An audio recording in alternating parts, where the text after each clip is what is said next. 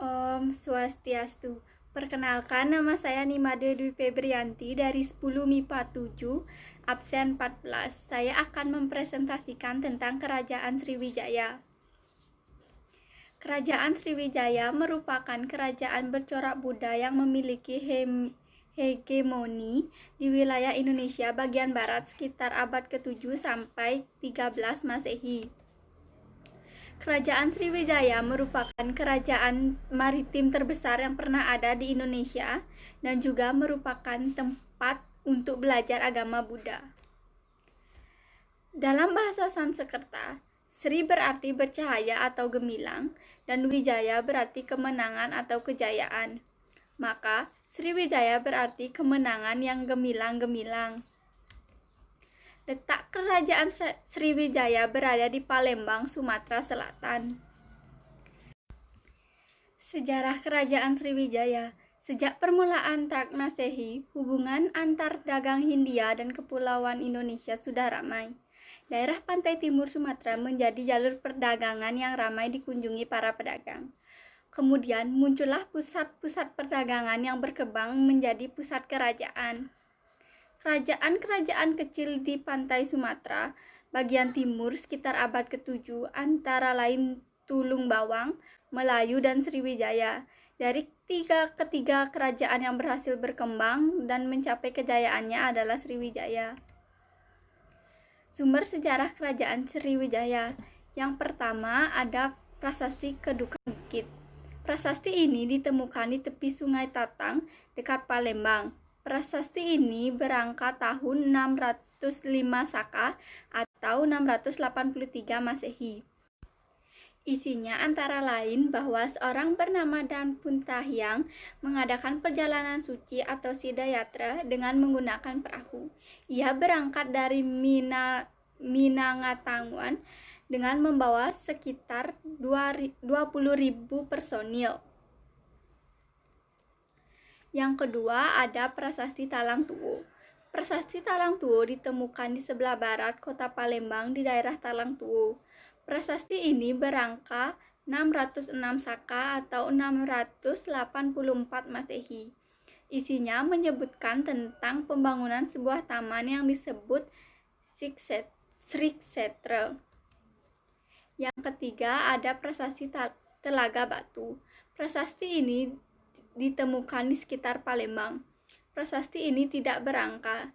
Isinya terutama tentang kutukan-kutukan bagi mereka yang berbuat kejahatan.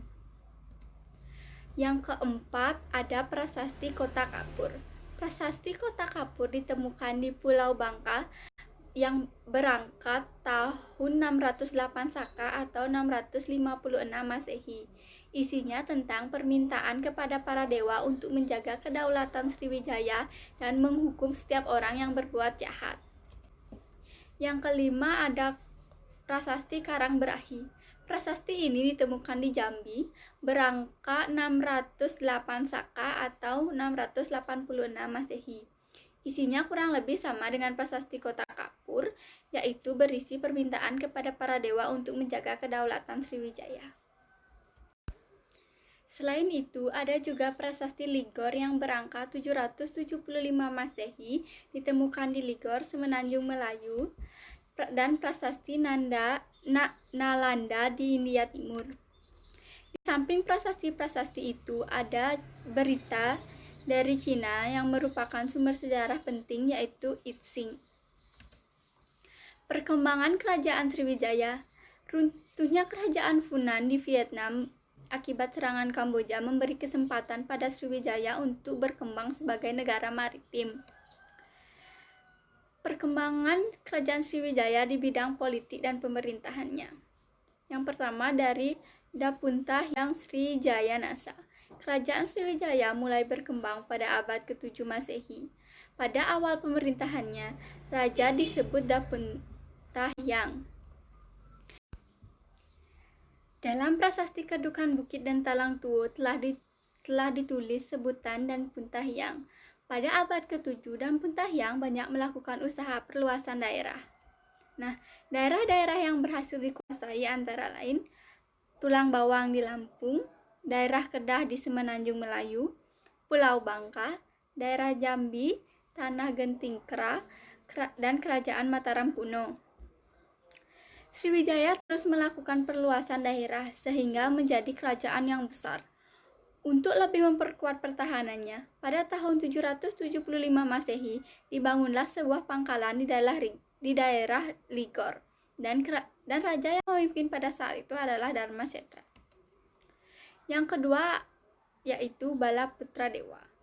Balaputradewa adalah raja yang terkenal di Sriwijaya.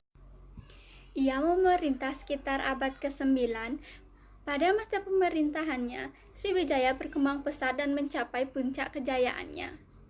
Balaputradewa adalah keturunan dinasti Sailendra, yakni putra dari Raja Samaratungga dengan Dewi Tara. Hal tersebut diterangkan dalam prasasti Nandala. Selain itu, raja-raja yang pernah memimpin di kerajaan Sriwijaya antara lain Dapuntahyang Srijayanasa, Sri Indrawarman, Rudra Virkram, Sri Maharaja, Dharanindra Rangkai Panangkaran.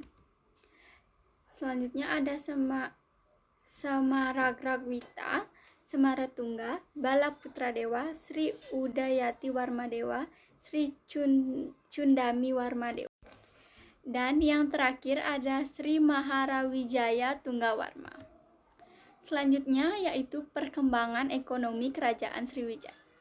Kerajaan Sriwijaya menguasai urat nadi jalur perdagangan seperti Tanah Gentingkra, Selat Malaka, dan Selat Sunda, dan juga memberikan perlindungan kepada para pedagang di perairan Asia Tenggara.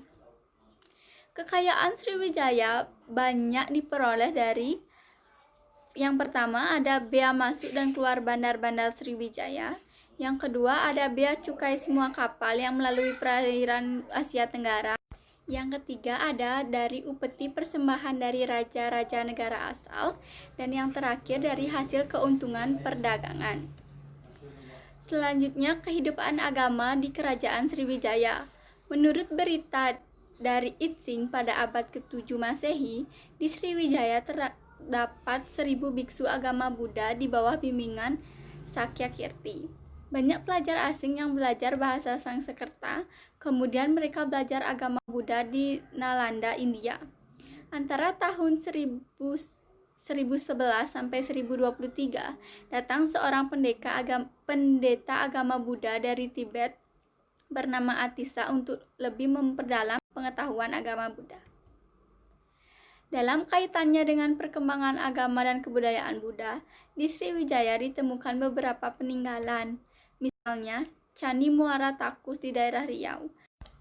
Kemudian ada Arca Buddha di daerah Bukit Siguntang. Pada tahun 1006, Sriwijaya membangun wihara di daerah Nagipatana, India Selatan. Bangunan lain yang sangat penting adalah Biaru Bahal yang ada di Padang Lawas, Tapanuli Selatan. Di tempat ini pula terdapat bangunan wihara. Nah, yang terakhir ada runtuhnya Kerajaan Sriwijaya. Runtuhnya Kerajaan Sriwijaya disebabkan karena pertama, pusat kerajaan semakin jauh dari pantai. Yang kedua, tidak ada pemimpin yang cakap. Yang ketiga, kerajaan bawahan melepaskan diri. Yang keempat, penyerangan yang dilakukan kerajaan lain. Dan yang terakhir, mulai berkembangnya pengaruh Islam. Sekian video dari saya ucapkan terima kasih. Jika ada kata-kata atau kekeliruan pada materi yang saya sampaikan, saya mohon maaf. Saya tutup dengan Parama Santi. Om Santi Santi Santi Om.